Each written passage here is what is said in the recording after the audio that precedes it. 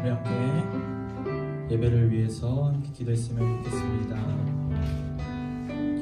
우리의 삶이 예수 그리스도의 십자가와 부활 안에서 더 깊어져 갈 수 있도록 우리 예배 또한 우리 삶이 깊어짐에 따라 주님을 향한 찬양과 예배가 예수님 안에서 깊어져 갈 수 있도록 우리 함께 기도하며 나아가겠습니다. 기도합니다.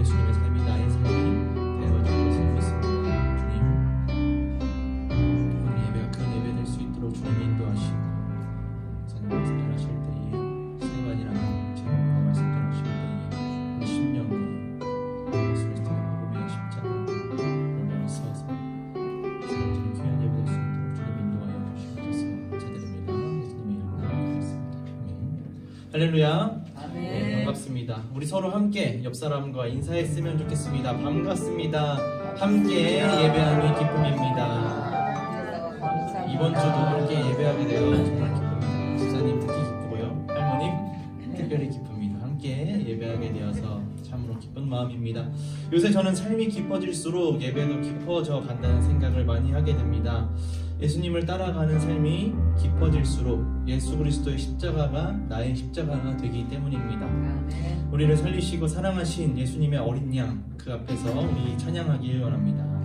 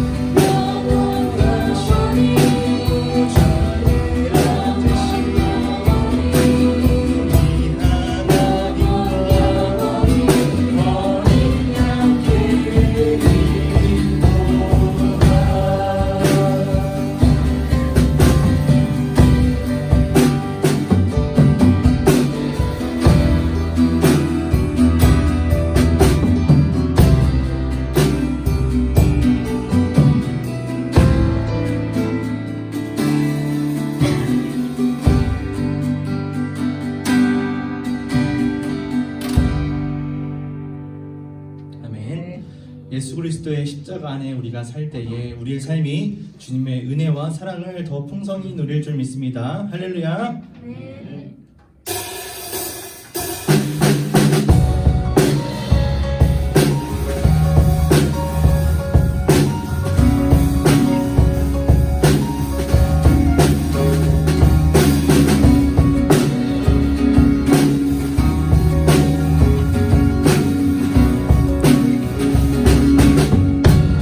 우린 주를 만나고 새로운 삶을 시작했네.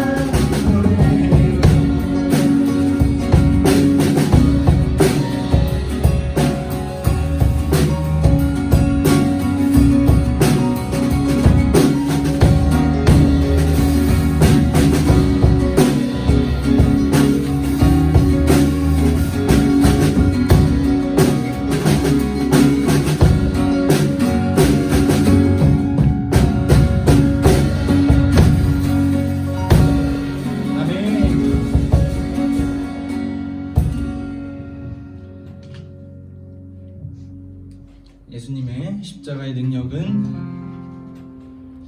예수님이 십자가의 능력을 믿는 자들에게는 내가 죽어야 산다는 그 영원한 신비를 알고 노래하게 될 것입니다. 우리 함께 미랄 찬양하도록 하겠습니다.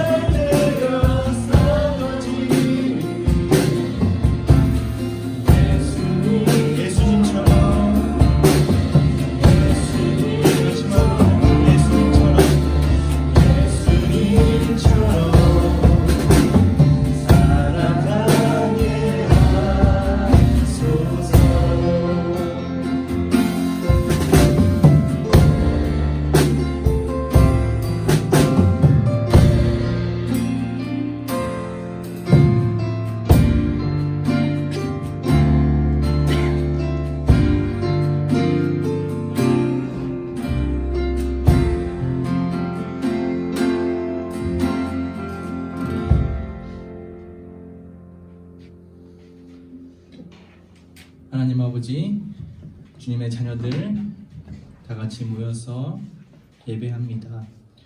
하나님을 예배하는 시간 되게 인도하여 주옵소서. 예수 그리스도의 십자가와 부활, 그 안에 연합되는 시간 되길 간절히 소망합니다. 감사드립니다. 예수님의 이름으로 기도했습니다. 아멘.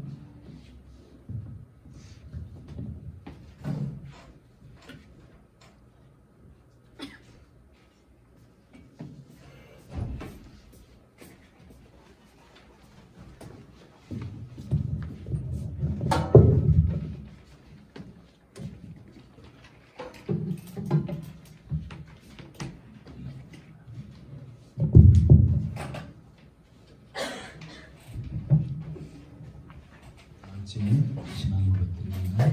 전능하사 천지를 만드신 하나님 아버지를 알겠사오며 그 외아들 우리 주 예수 그리스도를 믿사오니 이는 성령으로 잉태하사 동정녀 마리아에 나시고 본디오 빌라도에게 고난을 받으사 십자가에 못 박혀 죽으시고 장사한 지 사흘 만에 죽은 자 가운데서 다시 살아나시며 하늘에 오르사 전능하신 하나님 우편에 앉아 계시다가 저리로서 사는 자와 죽은 자를 심판하러 오시리라.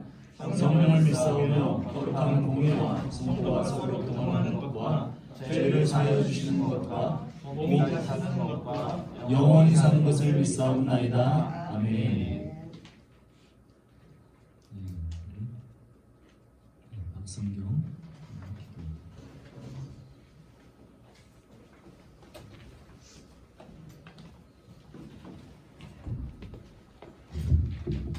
기도하시겠습니다. 하나님 아버지 감사합니다. 한 주간 아름다운 풍경과 평화로운 일상을 보내며 하나님의 넘치는 사랑을 느낄 수 있었습니다. 또 바쁘지만 평범하게 돌아가는 사회 안에서도 하나님의 존재하심을 느낄 수 있었습니다. 주님께서는 구원의 약속을 지키시고 무한한 사랑을 주시지만 제가 자꾸 주님을 잊고 곁을 떠나려 합니다. 성령님과 항상 함께하여 주님 주시는 사랑에 의심하지 않고 의탁할 수 있도록 도와주세요. 중문 교인들이 예배드리려 한자리에 모였습니다. 이 시간 딴 생각, 잡생각이 아닌 사랑의 주님의 말씀에 집중할 수 있길 바라며 예수님의 이름으로 기도했습니다.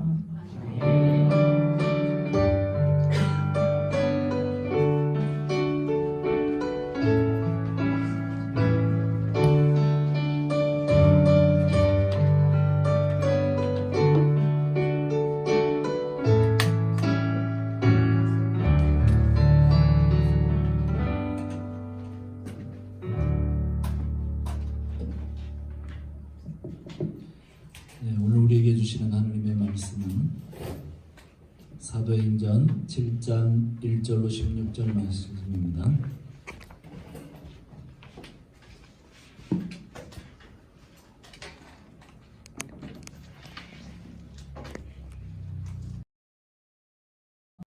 대제사장이 이르되 이것이 사실이냐?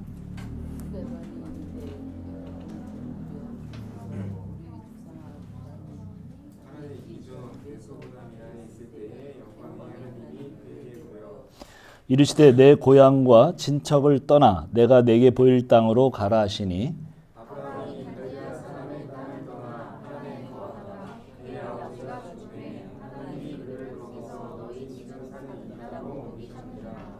그러나 여기서 발붙일 만한 땅도 유업으로 주지 아니하시고 다만 이 땅을 아직 자식도 없는 그와 그의 후손에게 소유로 주신다고 약속하셨으며 하나님도 이같이 말씀하시되 그 후손이 다른 땅에서 나그네가 되리니 그 땅 사람들이 종으로 삼아 사는 동안을 괴롭게 하려 하시고 또 이르시되 종 삼는 나라를 내가 심판하리니 그 후에 그들이 나와서 이곳에서 나를 섬기리라 하시고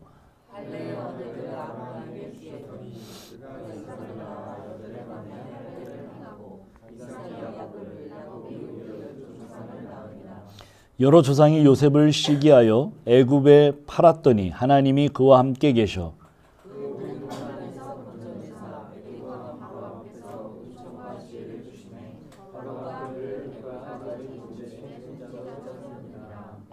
그때 애굽과 가나안 온 땅에 흉년이 들어 큰 환란이 있을 때 우리 조상들이 양식이 없는지라.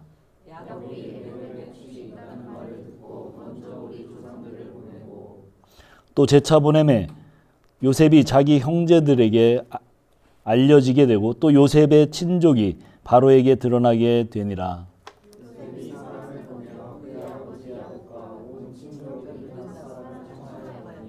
야곱이 애굽으로 내려가 자기와 우리 조상들이 거기서 죽고 세겜으로 옮겨져 아브라함이 세겜 하몰의 자손에게 은으로 값주고 산 무덤에 장사되니라. 아멘. 잠깐 기도하겠습니다. 하나님 아버지 감사합니다. 오늘 주일 또 이렇게 모여 같이 예배하게 하시니 감사합니다. 오늘도 주의 말씀 앞에 저희가 서서 주의 말씀이 저희들의 새로운 힘이 되는 그런 시간이 되도록 인도하여 주옵소서. 종의 부족한 입술 붙드시기를 원합니다. 예수님의 이름으로 기도합니다. 아멘. 자, 우리 앞뒤 옆 사람하고 같이 인사합시다. 하늘 복 받으세요. 네, 감사합니다. 네, 우리 어제 청년들은 어떻게 몇 시까지? 12시에 각자 씻고 12시. 그러면 아주 피곤하진 않겠네. 네, 그래요. 자, 오늘 말씀 우리 1절 봅시다. 1절. 1절 같이 한번 읽겠습니다. 1절 시작. 대제사장이 이르러 이것이 사실이냐. 예. 자, 왜 이렇게 질문하는 거죠? 스테반과 우리 지난주에 좀 생각을 해보면 자유민의 논쟁은 결국 자유민들이 거짓 증인을 내세워서 사내들인 공회로 스테반을 끌고 가서 거짓 증인들이 뭐라고 합니까? 그가 지금 가르치고 있는 예수께서 성전을 헐어버리고 모세의 율법을 고치겠다고 한 것을 스테반이 가르치는 것을 들었다. 이렇게 거짓 증언을 했습니다. 그 당시는 유대인들이 하나님과 동일시하는 성전을 헐겠다는 것만으로도 신성모독으로 사형죄에 해당합니다. 이 이야기를 다 듣고 사내들인 공회의 의장인 대제사장이 이 모든 것이 사실이냐고 묻는 장면이 오늘 우리가 읽은 1절이에요. 자, 이제 거기에 대한 대답이 2절부터 마지막 절까지의 설교고 오늘 본문이 포함되어 있는 그 말씀입니다. 자, 2절부터 53절까지가 그 대답 겸 스데반의 설교죠. 스데반은 아브라함으로부터 여러 신앙의 선조들의 이름을 거론하면서 변론을 합니다. 2절과 4절, 2절부터 4절까지 우리 같이 한번 읽어봅시다. 2절로 4절 시작.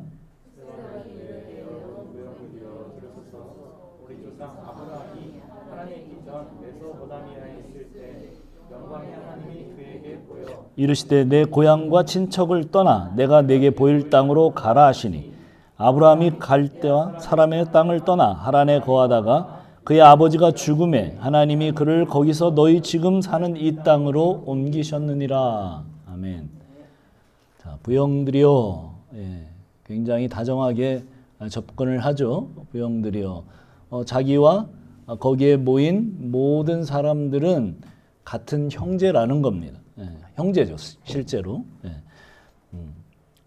형제들이여, 또 아버지, 형제들이여, 이렇게 지금 그렇게 시작을 합니다. 그리고 본래 이방의 땅 메소포타미아에 살던 아브라함을 그 메소포타미아가 두 개의 강 사이라는 뜻이죠. 그래서 그 무슨 강이에요? 유프라데스 티그리스강. 지금 이란 이라크 지역입니다. 그 땅에서 살던 자기들의 조상 누구? 아브라함을 그 아브라함을 옮겼답니다. 누가 옮겼다는 거예요? 오늘 주제가 뭡니까? 거기에 지금 이야기하는 주제는 거기에 살고 있던 아브라함에게 나타나신 분이 하나님이시고 고향을 떠나 가나안 땅으로 인도해 내신 분도 하나님이라고 지금 강조하고 있습니다. 스데반은 너희들이 붙잡고 있는 예루살렘 성전이 중요한 것이 아니고 예루살렘 성전이 생기기도 전 아브라함 한 사람을 먼저 불러내시고 그 사람을 통해서 구원을 시작하신 하나님이 중요하신 분이기 때문에 그렇게 역설하고 있는 거예요. 그 하나님은 예루살렘 건물 성전에 갇혀 계신 분이 아니다. 시간과 역사 속에 아브라함에게 그 아들 이삭에게 손자 야곱에게 그리고 이스라엘의 모든 상황과 시간 속에서 거기에 직접 개입하시고 들어오셔서 무엇에도 방해받지 않고 하나님의 백성들을 구원하시는 하나님이시라고 하는 메시지를 거기서 지금 하고 있는 거예요. 아브라함이 중요한 게 아니라 아브라함을 불러내신 하나님이시다.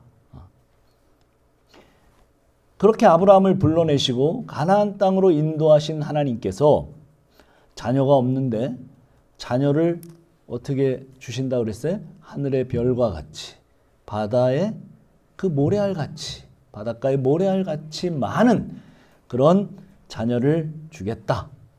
그리고 내가 눈으로 확인되는 그 모든 땅을 주시겠다고 그렇게 말씀하시고 약속하셨습니다. 자, 그런데 어떻게 됐어요? 5절 읽어봅시다. 오늘 우리 사도행전 본문 5절 같이 한번 읽어봅니다. 시작. 그러나 여기서 발붙일 만한 땅도 유업으로 주지 아니하시고 다만 이 땅을 아직 자식도 없는 그와 그의 후손에게 소유로 주신다고. 예, 아브라함을 처음 불러내실 때 아브라함의 나이가 75세쯤 되죠. 75세쯤 됐는데 거기서 첫 아들, 약속의 아들을 받은 나이가 몇 세라고요? 100살. 그러니까 몇 년 만에? 25년 만에 한 아들을 받았어요. 그 약속의 아들은 한 아들뿐이죠. 결국 가나안 땅으로 하나님께서 인도해 내셔서 그가 사는 동안에 자신이 발붙일 만한 땅 한 평을 소유하지 못한 채 결국 그 한 평의 땅을 소유하죠. 한 평의 땅은 뭐예요? 자기가 죽을 무덤, 막벨라굴, 막벨라굴입니다. 막벨라 조심해라. 막벨라굴. 그 한 동굴, 그거 확보하고 죽어요. 눈에 보이는 땅 전부 다 주신다고 약속하셨는데 자기는 결국 묘지 그거 하나 받고 그 다음에 또 자녀는 약속의 자녀 이삭 한 명 받고 거기서 죽습니다. 우리는 유한한 인생이잖아요.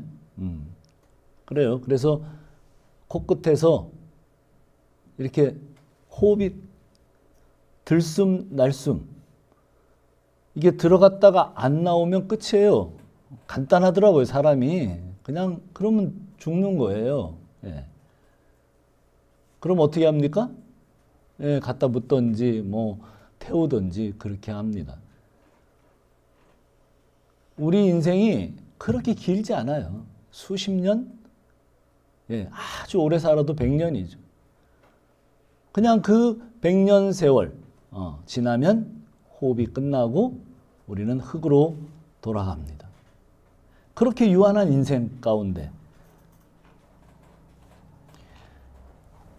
그래서 우리는 그렇기 때문에 그런 유한한 인생이기 때문에 우리가 신앙인들차 기도하면 우리의 기도가 즉시 이루어지고 즉시 이루어지지 않아도 자신의 당대에는 그 기도가 이루어지기를 간절히 바랍니다. 또 하나님의 약속도 자신의 당대에 이루어지기를 간절히 바라죠. 하나님은 아브라함의 그 당대에는 그 약속이 전혀 이루어지지 않고 아주 미세한 시작만 보였습니다. 약속의 자식 한 명. 예, 뭐 모래알 고만두고 하늘의 별 고만두고 한 뭐 좀 주셔야 되는데 한 명. 예. 그리고 자기가 묻힐 땅 막벨라 굴 그 진짜 몇 평. 자, 아브라함을 묵상하면서 궁금한 점이 이 지점이죠. 예.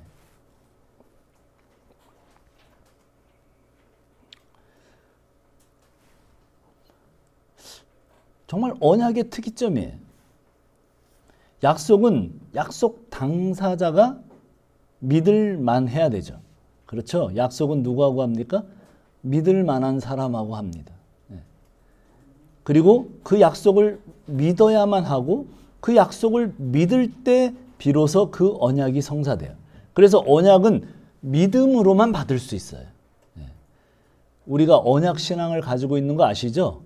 저희가 개혁교회인데 개혁주의자들은 강조하는 게 뭐냐면 언약입니다. 우리가 그 언약을 믿음으로 하나님께서 그 언약을 신실하게 이행하셔서 우리가 구원받고 하나님의 백성이 되고 그 모든 신앙생활을 영위하는 바로 그런 개혁주의자들의 신학을 저희가 갖고 있습니다. 성경이 얘기하는 바예요. 사람들은 당장 눈에 보이는 걸 집중하죠. 그것을 기도하고 즉시 당대에 받아낼 것을 신앙의 주 원리로 삼게 됩니다. 그러나 믿음으로만 성사되는 언약은 그 약속을 기다리는 동안 믿음으로 하나님을 소망함으로 하나님은 사랑과 믿음의 관계를 가지시기를 원하시는 그 하나님, 그래서 그 믿음의 발동과 그 의탁은 약속의 언약밖에 없는 셈이 되는 거예요. 하나님은 하나님의 자녀들에게 믿음이라는 과정을 통해서 그 자녀를 성숙시키고 바로 세우시기를 원해요. 이 원리를 깨달은 사람은 이 언약이 실행될 때를 기다리는 힘이 생기게 됩니다. 이것이 그리스도인의 신앙생활의 거의 전 과정이에요. 이 시간은 아주 고통스러운 시간이지만 그 시간을 통해 하나님의 약속을 받을 만한 그릇으로 우리를 키워가시는 그 하나님의 섭리가 거기 있습니다.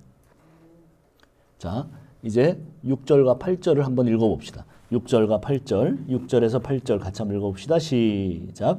하나님이 또 이같이 말씀하시되 그 후손이 다른 땅으로 나그네가 되리니 그 땅 사람들이 종으로 삼아 400년 동안을 괴롭게 하리라 하시고 또 이르시되 종 삼는 나라를 내가 심판하리니 그 후에 그들이 나와서 이곳에서 나를 섬기리라 하시고 할례의 언약을 아브라함에게 주셨으니 그가 이삭을 낳고 여드레 만에 할례를 행하고 이삭이 야곱을 야곱이 우리 12조상을 낳으니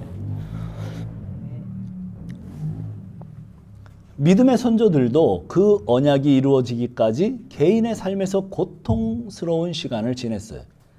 그런데 우리가 읽은 본문에 의하면 민족이 되어가는 동안 그 이스라엘 전체도 적어도 400년 동안 남의 나라의 노예로 괴롭힘을 받으면서 하나님의 약속을 받을 만한 그릇이 되어갑니다.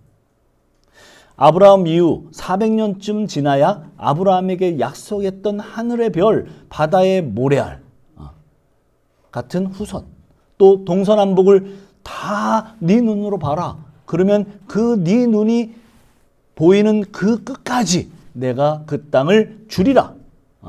물리적으로는 어느 정도 이루어져요. 400년쯤 지나서 출애굽할 때 약 한 500만, 600만이 나왔다고 그래요. 학자들에 의하면.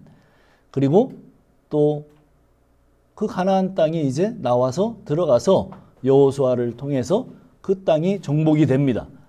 아브라함이 주로 통행하고 다녔던 그 모든 땅이 그들의 자손의 땅이 됩니다. 그래서 물리적으로는 어느 정도 그게 이루어집니다. 그러나 사실은 좀 이따가 이제 누구도 스테반도 이야기하겠지만 이것이 다 이루어지는 건 아니에요. 물리적으로 어느 정도 이루어져요. 그러나 시간이 지나서 그 깊은 의미와 정말 하늘의 별과 같이 땅의 모래와 같이 수많은 자손들, 그리고 그 하나님 나라의 영토가 이 지구상에는 온전히 아브라함에게 처음 보여주셨던 그때만큼 될 때가 올 겁니다. 개인과 민족에게 약속을 이루어 가시는 하나님의 가정 속에서 언약신앙의 진수를 보여주는 한 개인이 등장합니다. 그것이 오늘 우리가 읽은 본문의 마지막 이야기들 9절로 14절 같이 한번 읽어봅시다. 9절로 14절 같이 읽겠습니다. 시작. 여러 조상이 요셉을 시기하여 애굽에 팔았더니 하나님이 그와 함께 계셔 그 모든 환난에서 건져내사 애굽 왕 바로 앞에서 은총과 지혜를 주시매 바로가 그를 애굽과 자기의 온 집의 통치자로 세웠느니라. 그때 애굽과 가나안 온 땅에 흉년이 들어 큰 환난이 있을세 우리 조상들이 양식이 없는지라 야곱이 애굽에 곡식이 있다는 말을 듣고 먼저 우리 조상들을 보내고 또 재차 보내매 요셉이 자기 형제들에게 알려지게 되고 또 요셉의 친족이 바로에게 드러나게 되니라. 요셉이 사람을 보내어 그의 아버지 야곱과 온 친척 75사람을 청하였더니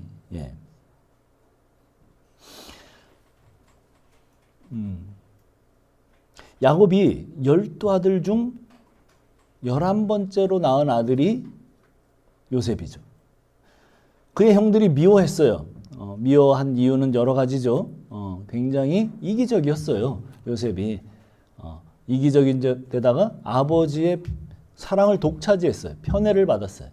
그래서 예쁜 옷을 색동저고리 왕자들이나 입는 그런 옷을 입히면 그 옷을 좀 절제를 해야 되는데 가서 막 자랑을 하고 형들 앞에서 잘난 척을 합니다. 그리고 또 어떻게 해요? 여러 가지 하죠. 형들을 다 이렇게 하는 모습들을 지켜보고 있다가 아버지한테 다 가서 전문 용어로 꼰질릅니다. 그러죠. 그래서 형들의 눈에 계속 이렇게 좋지 않은 시각으로 계속 다가오게 만들어요. 자신만 아는 또 아버지의 사랑을 독차지하는 부잣집 그 아들의 그 모든 어떤 그런 것들을 다 가진 채 그렇게 요셉이 삽니다.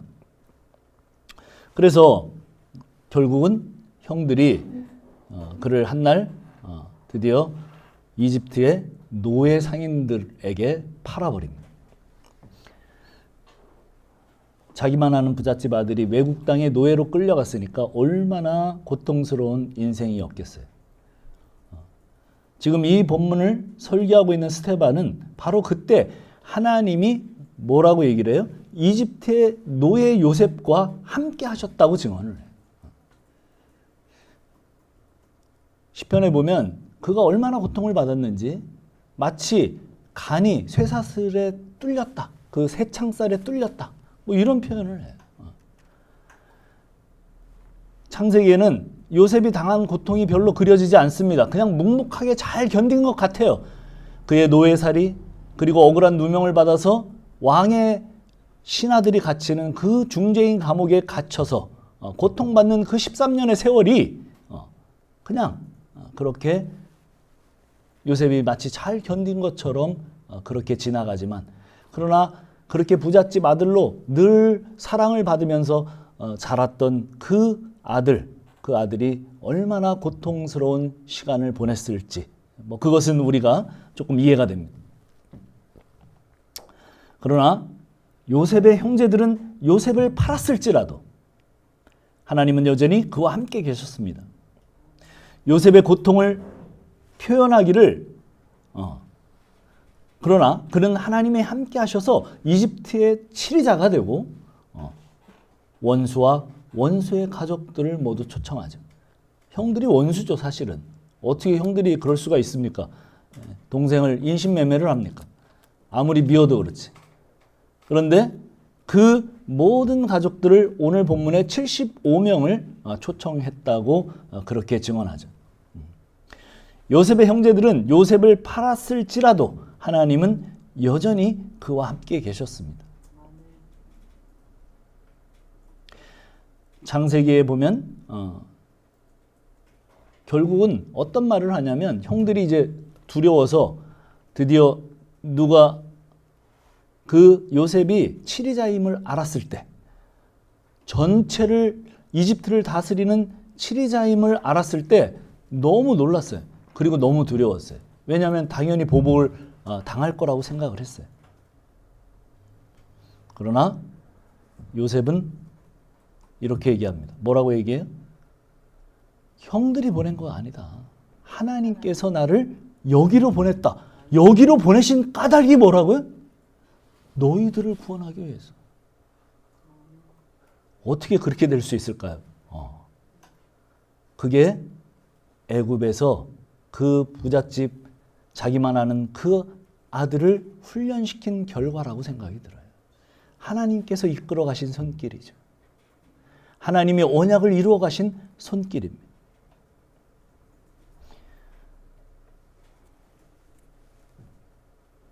그래서 그 이기적인 부잣집 아들이 누군가의 영혼과 생명을 책임지는 사람이 됐어요. 거기에 보면 전부 다 원문에는 여기 지금 사도행전을 비롯해서 그 신약에 나오는 모든 사람을 안드로포스라고 그래요. 헬라어로.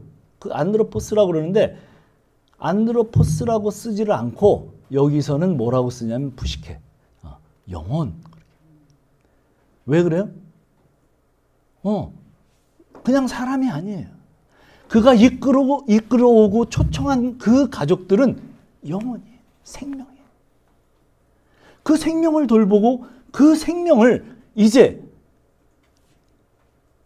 품고 할 수 있는 그런 사람이 됐어요. 그래서 그 세계의 모든 사람의 굶주림을 구원한 것보다 자기의 그 생명된 사람들 그리고 거기에 정말 영혼된 사람들 그 사람들을 이렇게 품고 그 사람들을 위해서 그 사람들을 키워갈 수 있는 그런 사람이 됐다는 겁니다. 자, 우리 이제 시편 66편 10절로 12절을 한번 찾아봅시다. 결론적인 얘기입니다.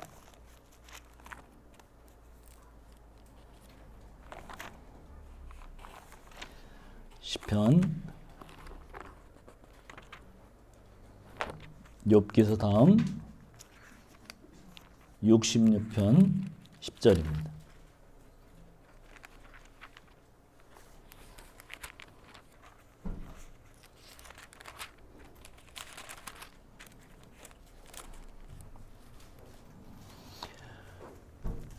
절로 12절 같이 한번 읽어봅시다. 시작. 하나님이여 주께서 우리를 시험하시되 우리를 단련하시기를 은을 단련함과 같이 하셨으며 우리를 끌어 그물에 걸리게 하시며 어려운 짐을 우리 허리에 메어두셨으며 사람들이 우리 머리를 타고 가게 하셨나이다. 우리가 물과 불을 통과하였더니 주께서 우리를 끌어내사 풍부한 곳에 이르셨나이다. 이게 아멘이 쉽게 안 나오는 그런 글이죠. 하나님께서 그렇게 하셨대요. 누구를? 믿는 사람들을. 어떻게 하셨다고요? 이 끔찍합니다. 뭐라고 하셨어요? 하나님께서 주께서 우리를 시험하시되 우리를 단련하시기를 은을 단련함과 같이. 여러분 이게 그냥 성경 쭉 읽으면서 넘어가서 그렇죠. 은을 어떻게 단련합니까? 은을 단련하려면 어디다 집어넣어요? 용광로 풀무불에 집어넣습니다. 그럼 어떻게 됩니까? 은이 다 녹아요. 다 녹아야 뭐를 빼내요? 불순물을 제거해요. 그게 우리 인생을 하나님이 단련하시는 방법하고 똑같아요. 요셉을 단련하신 하나님이 그렇게 하신 거예요. 우리가 완전히 녹아서 흐물흐물해져야 돼요. 하나님의 자녀가 돼서 그냥 가는 게 아닙니다. 보니까 하나님의 자녀로서의 노릇을 하게 하기 위해서 하나님께서 우리를 어떻게 다루시느냐? 마치 은이 녹듯이 그렇게 다루신다는 거예요. 그 다음에 뭐라고 그랬습니까? 우리를 끌어. 하나님이 끌어내시는 거예요. 어디에 걸리게 해요? 그물에 걸립니다. 고기가 어디에 걸려요? 그물에 걸려요. 그물에 걸리면 죽겠잖아요. 어떻게 하세요? 그물 빠져나가는 방법. 우리 성경자매 어떻게 물고기가 그물 빠져나갈 수 있어요? 걸렸어요. 이제 맛있는 밥상에 반찬으로 올라갈 거예요. 어떻게 할 거예요? 예? 그물을 찢을 힘이 없어요. 예? 그냥 죽어요? 예. 그렇죠. 죽겠죠. 이제 뭐 물리적으로는 빠져나갈 수 있는 방법은 그물 코보다 작아지면 됩니다. 뭐 순간적으로 그렇게 작아지기, 그렇게 다이어트 하기는 쉽지 않을 거예요. 그렇게 다이어트 하려면 어떻게 돼야 돼요? 정말 고통스러운 거예요. 우리의 욕심의 살, 우리의 더러운 욕망의 살, 우리의 그 모든 그런 찌꺼기들을 빼내야 그 그물코를 아마 빠져나갈 거예요. 뭐라고 합니까? 사람들이 그 전에 어려운 짐을 허리에 두셨대요. 예. 요새 제가 좀 짐을 지고 좀 다녀봐서 아는데 무겁습니다. 예. 무겁고, 예. 그 짐이 있으면 얼마나 거추장스럽고 이 행동하기 힘든 짐을 그런 짐을 허리에 두셨대요. 제가 예초기를 매봤다는 거 아니에요. 역사상 처음으로. 쉽지 않아요. 그걸 가지고 산을 이동하는데 쉽지 않습니다. 네, 그래요. 그 짐이 메워 있는 동안은 어때요? 너무나 고통스러운 시간이에요. 우리 인생에게 그 허리에 무거운 짐을 지듯이 고통을 주시는 이유. 또 뭐라고 이야기하십니까? 사람들이 우리 머리를 타고, 이게 무슨 얘기예요? 머리를 밟고 지나가, 막 믿는 사람들의 머리를 막 밟고 지나. 여러분 그렇게 무시당해 보셨어요? 머리를 막 밟고, 야, 너는 인간도 아니야. 넌 쓰레기야. 그러면서 우리를 밟고, 머리를 막 밟어.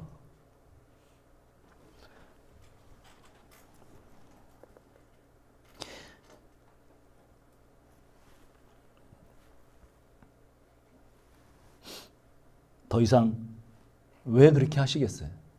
그렇죠. 더 이상 사람을 의지하지 않고 정말 하나님만 소망하는 겸손한 사람으로 낮추시기까지 다른 사람들이 막 머리를 밟고 지나가야 인생은 그 정도 된다.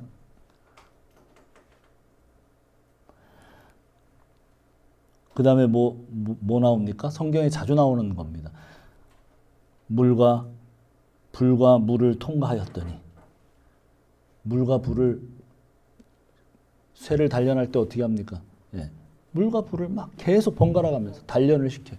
그래야 예리한 칼날이 되고 예리한 기구가 돼서, 예, 그 기구 노릇을 할 수 있어요. 그렇죠. 물과 불을 통과합니다. 사람이 물과 불을 통과한다고 해보세요. 얼마나 고통스럽겠습니까?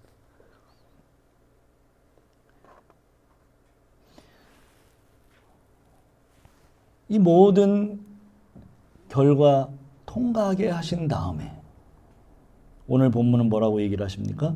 주께서 우리를 끌어내사, 또 주께서 끌어내세요. 그래서 풍부한 곳에 들이셨나이다. 아멘. 이 모든 결과를 통과하게 하신 이유가 풍부한 곳에 들이시기 위해서.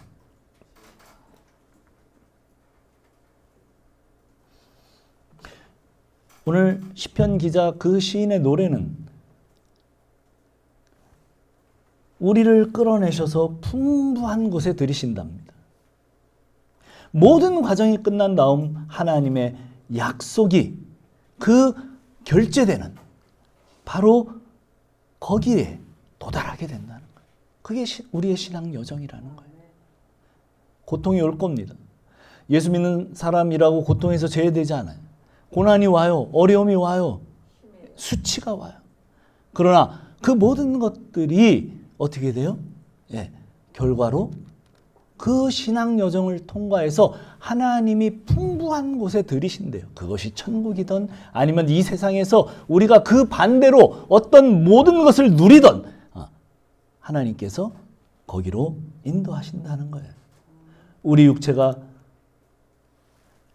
하나님의 약속을 믿는 사람들의 그 감사가 나올 수밖에 없는 이유는, 그렇죠, 이런 어려움과 실패를 겪는 그 모든 것에도 불구하고 하나님께서 풍부한 곳으로 들이실 것이기 때문입니다. 우리 육체가 그물 속에 갇혀서 정말 병고를 겪는, 아픔을 겪는 것도 그래서 감사할 수 있고, 우리가 감당하기 어려운 힘든 허리에 무거운 짐을 진 것도 그래서 우리는 감사할 수 있고, 사람들에게 머리를 짓밟히는 수모를 당하는 것도 그래서 우리는 감사할 수 있어요. 시련의 물과 불을 통과하는 것도 이 모든 것들이 하나님의 약속의 때가 이를 것이고 그때 하나님의 약속을 받을 때가 되었기 때문에 그런 것을 알게 하는 신호잖아요. 내가 고통이 심할수록 그런 거 아닙니까? 새롭게 빚으시는 하나님의 손길이 그 창조주 하나님이 우리가 뭐라고 내가 뭐라고 나같이 더러운 죄인 쓰레기를 하나님께서 새롭게 빚으셔서 그분이 사용하시는 손길로 새롭게 빚으셔서 하나님의 자녀 노릇할 수 있는 그 그릇으로 만들어가는 과정이라고 지금 스테반이 설명하고 있어요. 그러므로 하나님의 약속을 믿는 사람들에게 모든 상황, 모든 고통, 우리 여기 형제 자매들이 고통이 있습니다. 그러나 우리 고통이 요셉보다는 못할 거예요. 그렇지 않겠습니까? 자기 형제들에게 팔려서 노예로 팔려 인신매매를 당해. 그거보다는 우리가 그래서 노예가 뭐 하는 거예요? 죽도록 일하는 거잖아요. 죽도록 일하고 칭찬해 주지 않는 게 그게 노예가 하는 일이잖아요. 노예가 죽도록 일하고 주연한테 칭찬받습니까? 그렇지 않잖아요. 그냥 당연히 한 일을 한 거죠. 그래서 병들면 그냥 갖다 치워버리잖아요. 그냥 동물이잖아요. 그런 대우를 받고 살았어요. 근데도 또 어떻게 해요? 거기에 그 여주인한테 유혹을 뿌리쳤더니 돌아오는 건 감옥행이었잖아요. 중재수들만 가는 감옥에서 얼마나 또 고통을 받았겠습니까? 그런 삶의 여정 속에서 그런 여정을 주신 하나님. 하나님이 함께 하셨더니 늘 형통했다고 했어요. 국무총리가 돼서 형통한 게 아니에요. 하나님이 함께 하셨기 때문에 형통한 거예요. 그래서 하나님의 사람이 됐다니까요. 그 하나님의 사람이 돼서 어떻게 해요? 원수 같은 형제들 75명 자손들까지 전부 다 품어안는, 그래서 생명으로 만들고 푸시케로 만드는 그런 놀라운 역사를 누구를 통해서? 그 요셉을 통해서 하나님이 하셨다. 오늘 우리에게 하나님의 약속을 믿는 우리에게, 하나님의 언약을 믿는 우리에게 그런 모든 다가오는 모든 일들이 감사가 되고 그 모든 것들이 오히려 기쁨이 되어 영혼들을 살찌게 하고 그 생명을 살리는 귀한 분들이 되시기를 축원합니다. 다 같이 기도하겠습니다.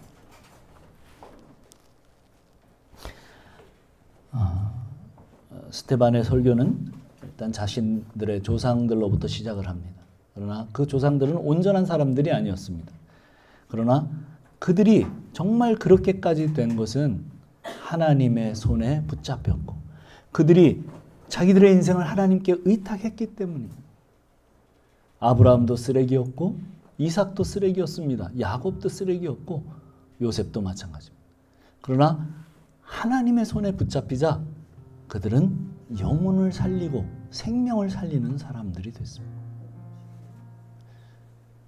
오늘 2000년 전에 스테반의 설교를 통해서 우리 마음에 좀 이 말씀이 뿌리 내려지기를 원합니다. 내가 어떤 상태, 어떤 상황이 있든지 그 주님을 의탁합시다. 그 주님의 손에 붙들리기를 소망합시다. 그런 기도를 좀 가지고, 그런 소원을 가지고 주님 앞에 나가기를 원합니다. 기도하겠습니다.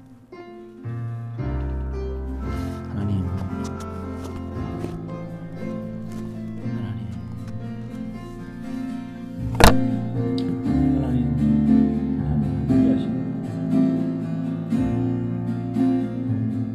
우리의 삶을 통하여 말씀하시고 인생에 다가오시는 하나님의 크신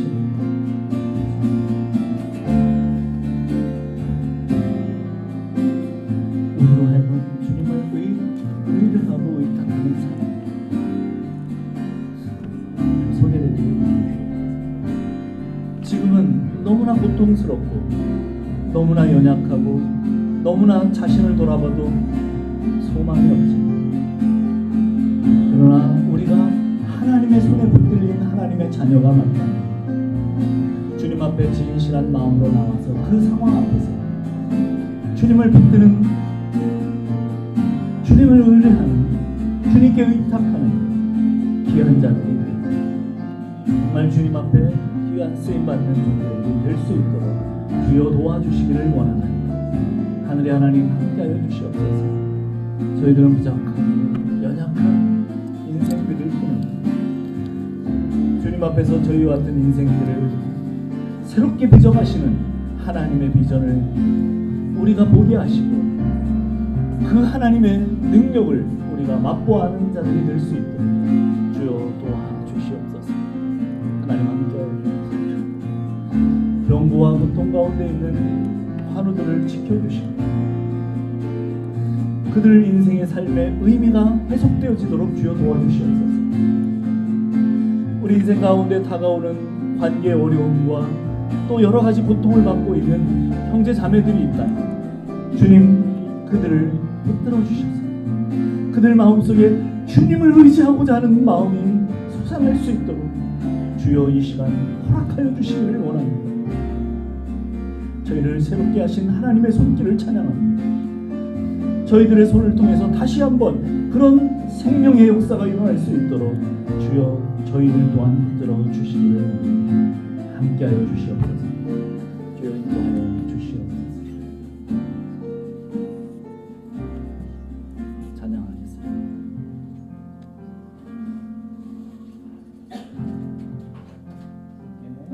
미랄 찬양하겠습니다.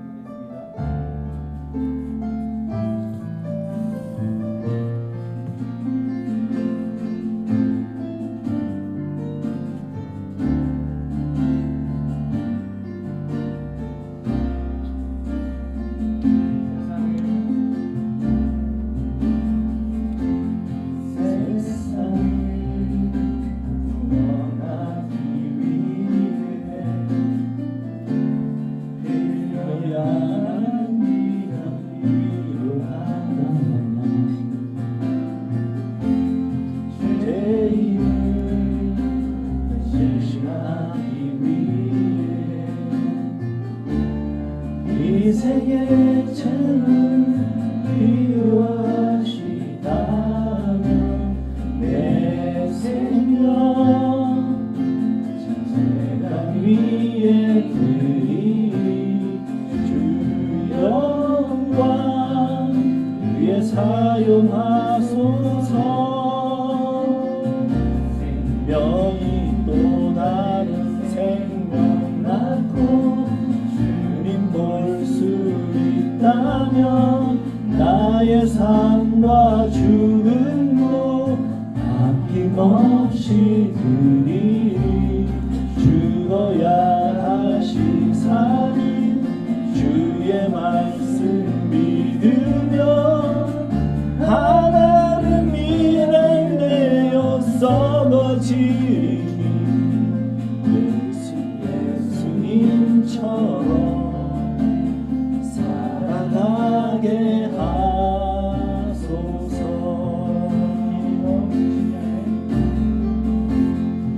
길 잃어 지친 양을 찾아 마음 상해 이리저리 헤매고 하는 영혼 찾아가네. 예수님 마음 내게 주옵소서. 십자가 세상 위한 그 희생 눈물로 그 길 가게 하소서.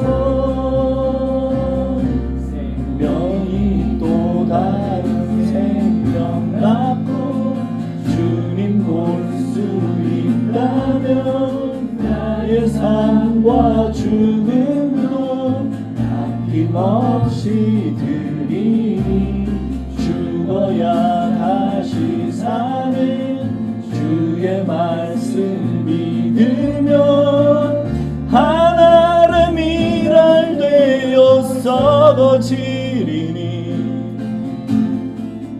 예수님처럼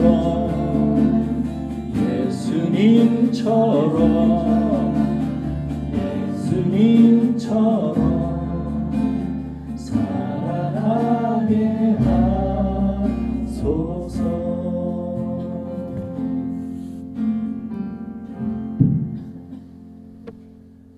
그렇습니다.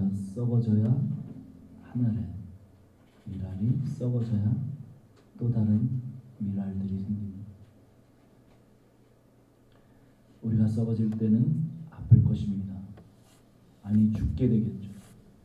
그러나 그 죽음과 아픔을 통해서 새로운 생명들이 잉태된다면 우리의 영혼과 우리의 헌신을 받으시옵소서.